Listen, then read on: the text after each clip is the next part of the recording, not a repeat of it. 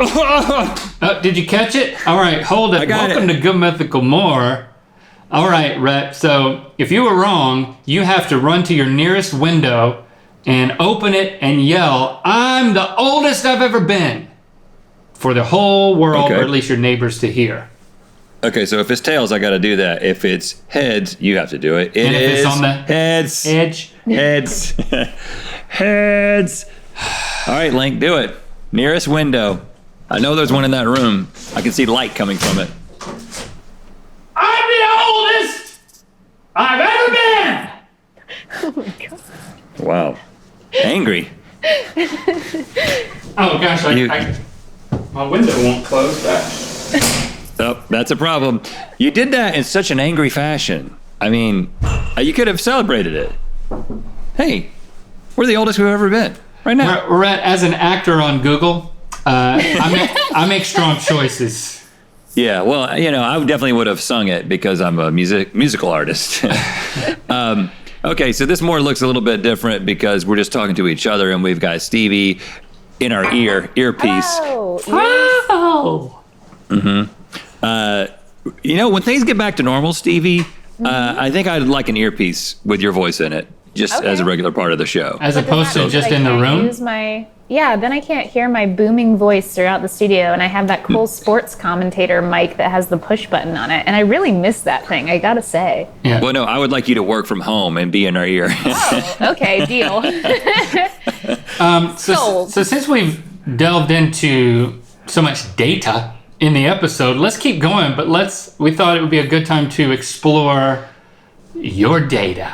To explore what we've learned from the Mythical Survey, in terms of what's the genetic makeup of the mythical beasts. I'm going a little too far. Well, and this is something we like to do there's a number of reasons. I mean, we like to know who you guys are and more, and we'd like to get like a mathematical representation of that, because there are some people who are more active and, you kind of interact with them more online, but this is a way to get a little bit better picture of like where you guys are and what you guys like, because we're constantly creating in the context of this community and we want to be able to do that as well as we can. So, and put also out the Mythical Census. I mean, the other reason is as they know full well, a large part of our business and the way that we're enabled to make this show and to support the team of Mythical Beasts is through ad dollars. And in order to work with potential sponsors, we need to be able to articulate to them who's watching to know if they think it's worth investing in our content in order to connect with you. Right, because anytime you're going to work with a brand, that's the first question they ask. Is like, well, who watches your show? What's your demographic? But we wanted to add some other questions to the census. I'm sorry to cut you off. Just because those aren't the only things that we were interested in finding out. We're interested in finding out things that, again, like now that we use as insights for us in the way we think and the way we perform, and also the way, you can learn about it too.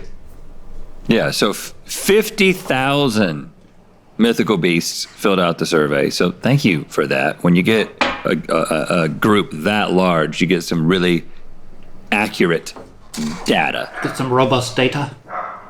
So let's start with relationship status. Well, you know what? Maybe we shouldn't start because I'm not recording. My GarageBand isn't rolling. I must have not hit R. Well, you know what? You've got the camera audio.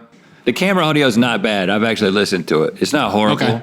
Morgan, I'm adding some second sticks for Link. All right. Actually, you guys need to add second sticks too, because this wasn't running. Red slate. Stevie Slate. Ladies and gentlemen, that's usually what happens before we start the episode. Ladies and gentlemen, like you're running a circus or something. It feels like a three-wing circus, and I know I'm not running it. I'm the victim. I'm the mule that's just like doing everything, man. I told you I was flustered. I think I hit the freaking R, and then a drip fell from my ceiling, and hit right on the R button. I can see it's a little wet. Wasn't my fault. Can you get your family to help you a little bit? Because I know that you can be, you can be overwhelmed with multiple things happening at once. And the idea of, just recording this show right now requires like 4 or 5 different things happening. And now you've got leaks on top of that. Man. I know. Can you get your children to work for you? Yeah, they're all on the roof with a tarp right now. Just Good. I'd rather just fight with myself internally than to bring my whole family into it, because the chances of it going sour are pretty high because tensions are high with all this stuff going on. And I have to live with this specific set of people and only interact with them.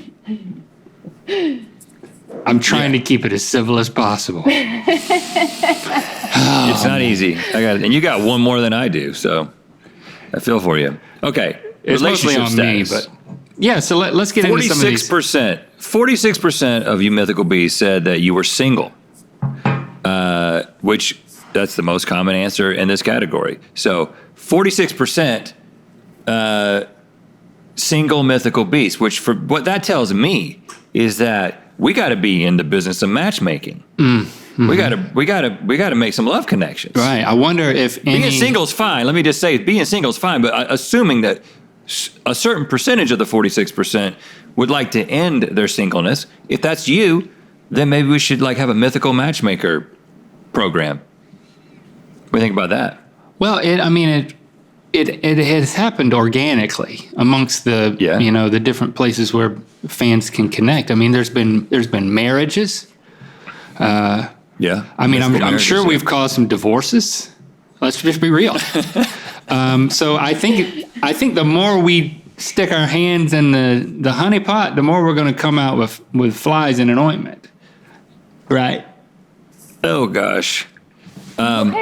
Let's stay out of being matchmaker, because I think we could break as much as we could make.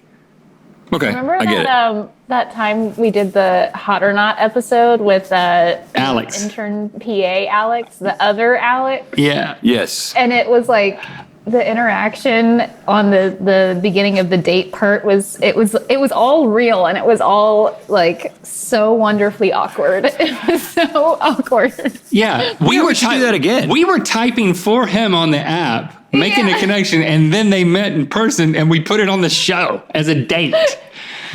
Oh gosh, Alex, that was a brand deal, wasn't it? It was a brand deal. We got paid. That's right.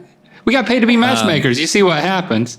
I don't think they stuck it out. No, they're still together. Okay, the majority of entertainment content consumption. So where do you guys find yourselves going for entertainment? 72% of you said YouTube. That's good. So 28% don't watch our show. Well, no, it's just that 100% go to YouTube, but 72% decided to put that down as the top place. Well, the majority. This is where you get the majority of your entertainment. Because I wouldn't say that for me. I watch YouTube, but I still think that it's streaming services. So 22% of you said streaming services like Netflix, Hulu, and Amazon are where you get the majority of your entertainment, which that's the case for me personally. Yeah. Because I'm old. And less than 0.1%, 0.08% of you said the movie theater. What? A few of y'all just watching a bunch of movies, but hold on. Is this skewed by people being at home? They forgot that they ever went to the movies. The majority of this was filled out before. That would be someone saying that the majority of my entertainment is at a movie theater. Yeah. Okay, that's not a lot of people. It is sinking in. Only 1.3% of you said that traditional broadcast or cable TV was where you. That's crazy. Only 1.3% are saying that you're just watching regular television. No. You just did what you told me not to do. It's the majority. The majority. I'm saying that's where that's where you're getting it. I'm implying that. Yeah. I'm not confused. I may be confusing someone, but I'm not confused. Nobody spends the majority of their entertainment time watching broadcast television anymore. 1.3% people do. You say that's high. It's crazy. It's crazy high. No, it's well. Why is it let's crazy? move on. Because that used to be Because 10 like years the ago, main- 90% of people would be saying, I watch television. That's where I spend most of my time. And now, in 2020, 1% of our audience is spending the majority of their time watching regular television. That's crazy low, not crazy high, in my opinion. But I know not that's super why surprising. but that's why I'm not surprised. So I was just trying to figure out why you seem surprised. Why don't you just find a honeypot and stick your hand in it? Hey, listen, get some ointment. you're not more right than I am. I'm telling you, I am not surprised by that. Okay, moving along. I am surprised by this. The most popular location for responses in terms of countries outside of the United States was Germany. We got more responses from Germany than any other country other than the United States. The Germans are big survey takers. You know, you walk down the streets of Berlin and you can't get anywhere because you're stopping to take surveys all the time. Yeah, and people that's line gotta up. be what's going on. People in Germany, they line up to take surveys just on the street for nothing. They don't get a discount in some mythical store. They get nothing except the pure satisfaction of completing a survey. So what you're saying is you're not surprised that Germany. I'm just saying I'm not was the second. surprised. Right. I'm not surprised. Are you surprised by this? Why That are you the least surprised? The least popular location was Sumner County, Tennessee. What's up, Sumner County, Tennessee? What y'all got against taking a freaking survey? I think Kevin wrote that just to mess with us. No, it's real. He didn't make that up. That's real. You question everything. How could we determine the least number of responses from a county? Are you saying that every other county that existed? Sumner County is also the place where people watch broadcast and cable TV. So it's all lining up. They don't have currywurst there. I'm assuming there are some counties where no one responded, but this is probably the county that pinged the lowest on our scale. So you know what? There's like one person in Sumner County who did fill out the survey. So thank you to whoever you are. Yeah. We learned nothing with that stat. Well, I'm just telling you right now. I'm going to Germany before I'm going to Sumner County, Tennessee. With your surveys under your arm. I'm just going to bask in to bask in the results of the survey. So we wanted to find out how many of the survey takers, how long they have been watching us. And so that was GMM and even before, like an option was from the beginning of us making stuff on YouTube. Yeah. And any mythical content. So 71% of you, the highest representation, have been watching from 2 to 5 years. So we got some committed mythical beasts out there. You know, we hit in that time frame is when we gained a lot of popularity with Good Mythical Morning. So it does make sense that we got to have an influx of viewers. But the fact that so many of you started then and have stuck around since then is that's a good sign. And I'm not surprised by that. Speaking of GMM, your top 5 favorite guests, and again, this was a fill in the blank. So you guys volunteered these answers. Number 1, most popular, Post Malone. Number 2, Jack Black. Number 3, Terry Crews. Number 4, Cotton Candy Randy. And number 5, Ben Schwartz. I don't consider Cotton Candy Randy a guest, but he's a friend of the show. He's a friend of the show. He's a special feature. So I wonder. Actually, do we know if you take Cotton Candy Randy off, who number 6 was? Do we have? I don't know. Yeah, I don't readily know. What we do know is that the least favorite guest, according to Kevin, was Alex Punch. So that was just one little tidbit there. Facts. Favorite music genre. The biggest piece of that pie at 26% was alternative / indie. Only 1.5% of you make classical music your favorite. But that's not people surprising. think about that. Like, people who say classical music is their favorite musical genre, like, that's just people who like drive Mercedes with gloves on. You know what I'm saying? There's very few people. Or professors of classical music. Yeah. Yeah. I mean, that's just but only 7% their favorite genre was country. I'm not surprised. I mean, country, you're not surprised? It's a tough sell. I am surprised that the other most popular answer was metal. 19% of our audience, 1 out of 5 people who responded to this, metal is your go-to jam. Metal? I have a hard time thinking of, like, what's a current metal band? Who's the most popular metal band right now? Mastodon. Like quite a few mythical crew that are into metal and talk about it all the time too. Lamb of God, nicely. Avenged Sevenfold. We met Mastodon. Yeah, on the Grammy Grammys. red carpet. We interviewed them. I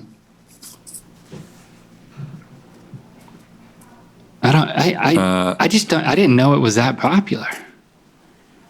Well, I think what we got to learn from this is that, we just need to be doing more metal. Yeah, or maybe we need to be doing things more metal. Like, we need to be more metal. Yeah, like talk like this. Yeah. Hey, don't alienate the metal people, man. You know what? Now you're making fun. Here's a good answer. When we get back in that studio and we're sitting behind that desk, underneath the desk, we should have a double kick drum. And my right foot and your left foot. That should be happening under there. Okay. Double kick drum and the Stevie in the earpiece. What if the front of the desk became a double kick drum and we could cut to a wide shot to emphasize things and be like, Morgan, I know you're listening. Take some notes. This is the type of thing We would that have turned the set into the desk into a drum set. A metal drum kit, totally hidden. This is the type of thing that we talk about, and then we show up back at the studio, and Morgan's been there all weekend, and he's installed a double kick drum under there. You're right. Wouldn't be surprised. Okay, favorite movie genre, comedy. Was the top one at 33%. That's good. That works well. Least favorite, romantic comedy. Only 8%. Only 8% of people are into rom-coms. And we don't do a lot of rom-com based stuff. Now, you did urinate into my mouth with chocolate, which is pretty romantic and funny at the same time. What's the last rom-com you've watched? Stevie, Rhett? Guys, I don't even know if it was a rom-com because I fell asleep halfway through, but that movie Book Club with like Diane Keaton and Jane Fonda is on Netflix or Prime or something, and I was like, this is exactly what the world needs right now. To fall asleep to. It's about a book club that they start reading 50 Shades of Grey in the book club as these older women, and that's the premise of the movie. But I'm pretty sure something romantic happens at some point. I just fell asleep before that. Oh, you didn't finish it. I recommend the first half of the movie. Very great. Very great. Okay. And finally, again, these aren't all the questions of the survey, and we're learning a lot more behind the scenes, but in terms of the fun things to share with you, which of these catchphrases best suits you was the question, and the options in reverse popularity were, starting at 11%, when did I get that mole? At 17%, if it quacks like a duck, make tacos. Moving to 19%, are those my socks? And the runner-up at 19%, flippity floppity ding dang dong. Red, I'll give you the honors of the most popular. The most popular phrase that represents you was at 31%, double kick drum. Whoa, that's a lot of pudding. That's a good one, man. I think you can say that whenever you're overwhelmed by something or when you're really excited. When you're overwhelmed with good news, that's the phrase. Whoa, that's a lot of pudding. Whoa, that is a lot of pudding, man. You need to stretch out the good news. And then it's I like that. It's basically when you're experiencing like an avalanche of goodness or joy. That's our catchphrase.